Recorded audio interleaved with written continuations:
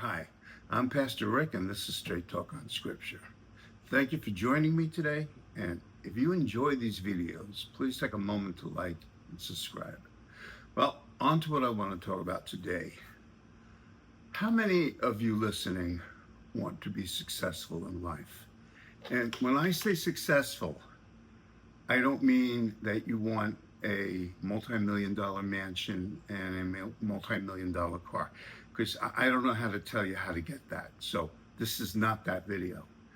When I say, do you want to be successful in life? What I mean is, how many of you want to have a life where you feel that you have meaning, where you have relationships that bring love and joy to you, where you accomplish things that give you a sense of significance, where certainly you have enough to live on, where God supplies all your needs according to his riches and glory? That's what I'm talking about when I talk about successful. So if you want that type of success, I have the answer. I can tell you how to get that. And it's very simple, but sometimes it's not so easy.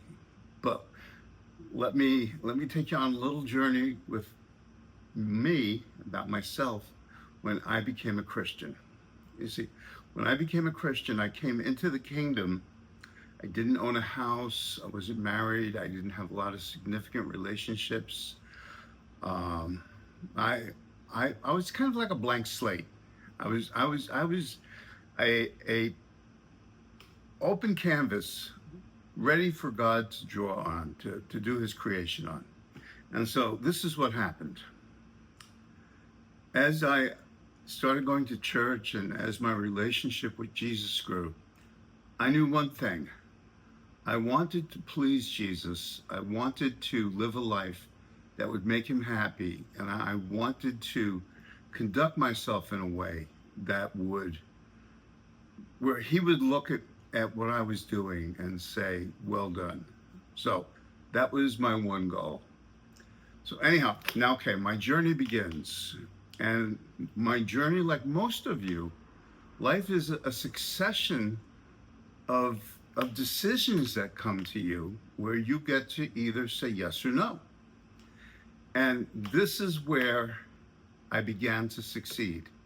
You see, when God brought me an opportunity, and I knew it was him, in other words, I'm not saying to say yes to everything that somebody asks you, but when you know that God is asking you to do something, and I did in my life, I understood the times where God was asking me to do something. I always did one thing. I said yes. And then I did what he asked me to do. And from that came just a succession of other opportunities where I said yes, and more opportunities where I said yes.